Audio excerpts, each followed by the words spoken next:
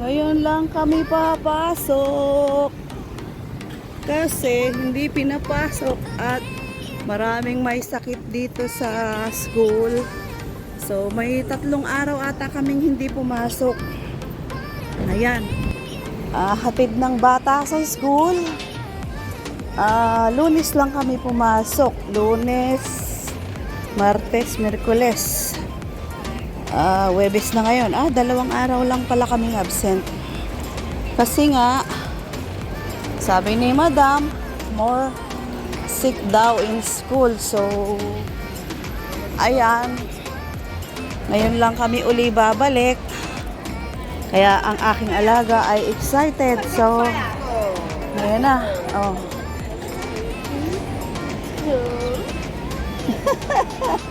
Ayan na. Ito na yung aking friend na Indonesian. Masyadong gusip ito. Hey! Why you late? Hi baby! Ang baby. Enjoying the breakfast. Oh, really? Ang aking friend na Indonesia. Mga ano siya sa Pilipino. Ayan, naghatid muna tayo guys. Ano? Medyo na-miss nating lumabas. At dahil tayo ay nakulong, so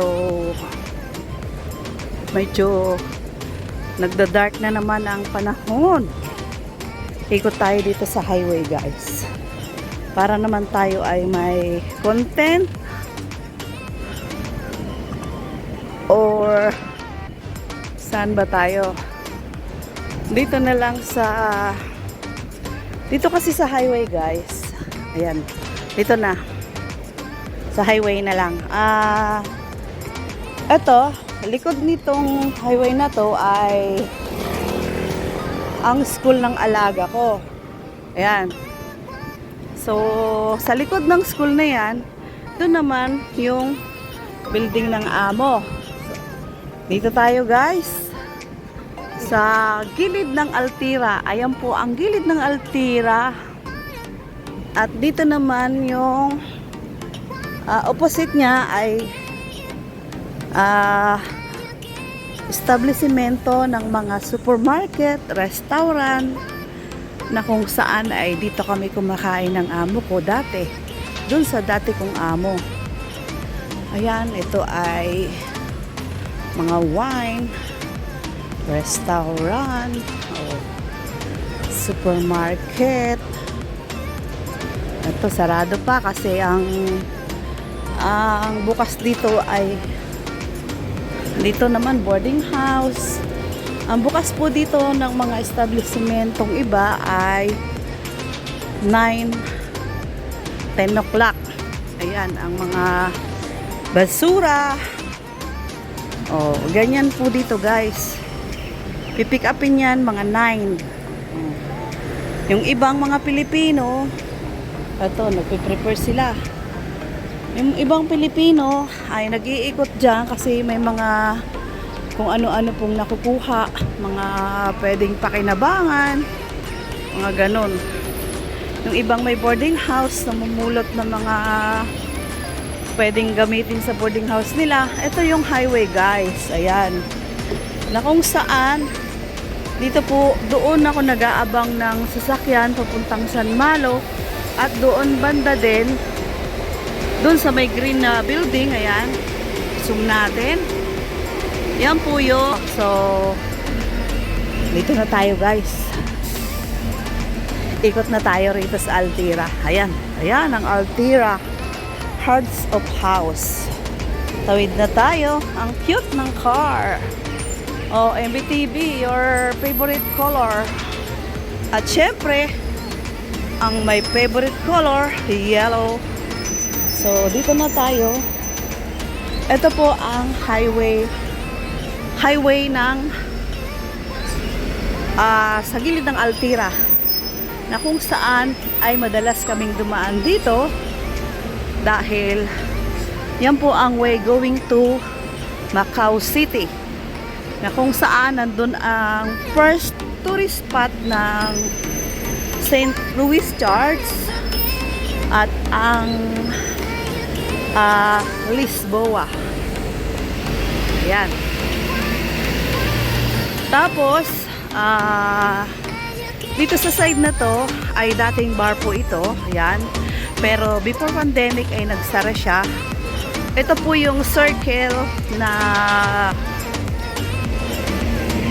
minsan doon ako nanggagaling sa amo ko dati.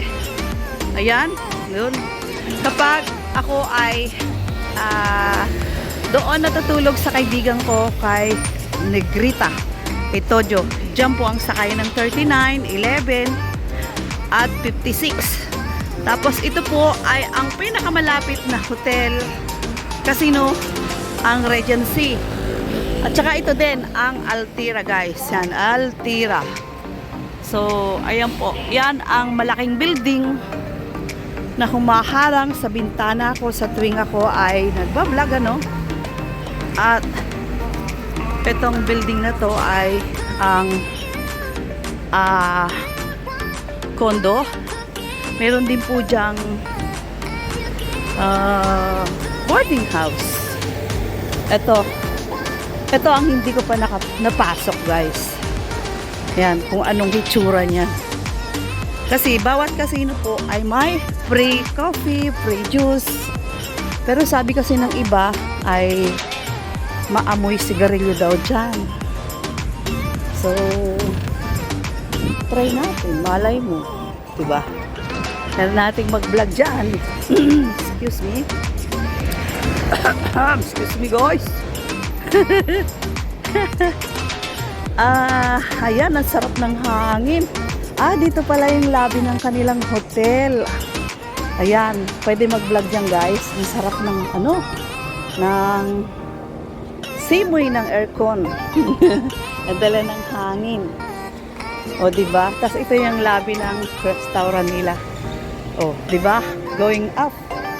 So, may taxi naman dito. Ito po yung Puito School na anuhan ng mga program. Ayan. At dahil next year ay lilipat na kami, doon na po yun. Yung natin, guys, ayan. Yung mataas na may yellow. Yan po, sa likod ng orange. Yung orange na yan ay yung restaurant na kung saan doon kami celebrate ng birthday ni Lola.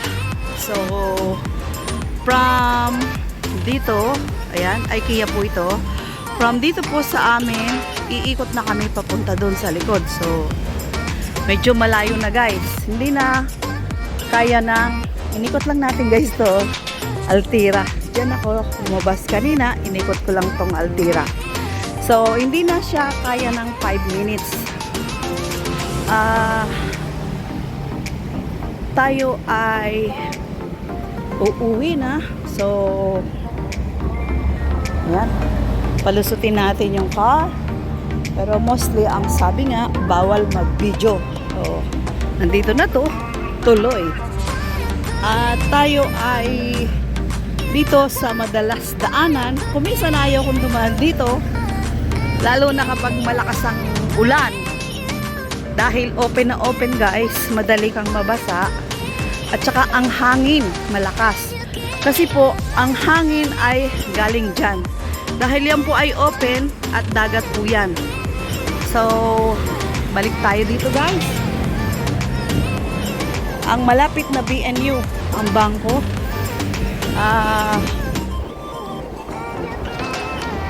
Ang cute-cute naman. Ang cute-cute ng tuta na yan, oh. Oh, so, dito na tayo, guys. Dito ako madalas dumaan sa car park po. Yan. Kung saan, pwede nagbablog din ako dyan kapag, mga makikita nyo yung mga magagandang car. Dyan yun.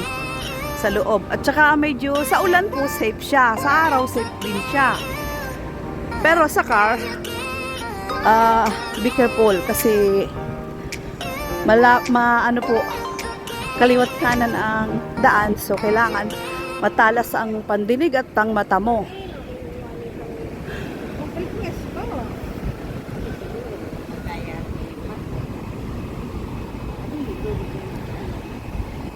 Ayan ang harap ng IKEA. Ang gandang pagmasdan ng mga banaba guys. Ayan oh. May mga flower siya. Lahat. Dito po sa IKEA ay mayroon din dyan sa taas. Building po yan. Ayan mga condo. Maraming black. Bago, maganda. May swimming pool sa taas. At marami ding nakatira na. So, naglilinis pala sila dito. Ayan. Tayo ay lulusot dito sa garden, ano? Gaya ng dati. Para gusto mong umikot, pwedeng dito sa kabilang way. At kung gusto mo namang makakita ng ibang atmosphere, makatalangap ka ng ibang pwedeng marites or hangin, ayan. Gusto mong makita rito si Choco, nandito yan. Choco, shout out.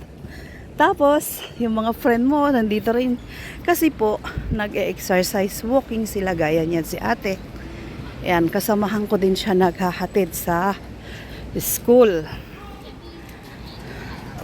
Dito rin po ako kumukuha ng video sa basketball. Ayan, oh.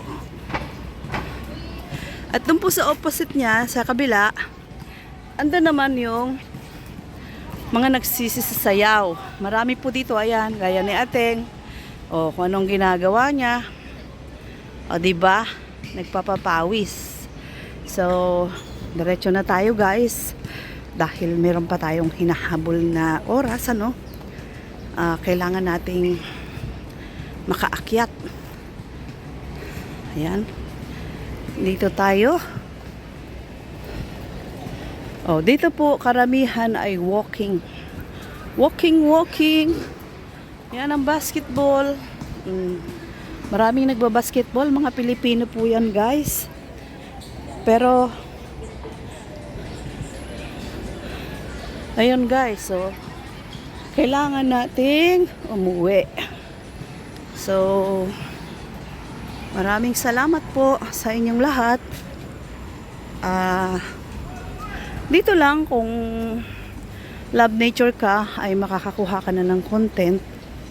So may mga ibon, pwedeng yung sounds lang nila, pwedeng yung ibon. So depende sa mga ng tao. Kung ikaw ay nature lover, yan. So dito tayo sa kabila lulusot, may gate pang isa. Ito yung papasyalan ng aso. Oh, di ba guys? Ayan. Thank you. Maraming salamat sa hindi pa po nakaka-subscribe. Comment lang din. Bye-bye.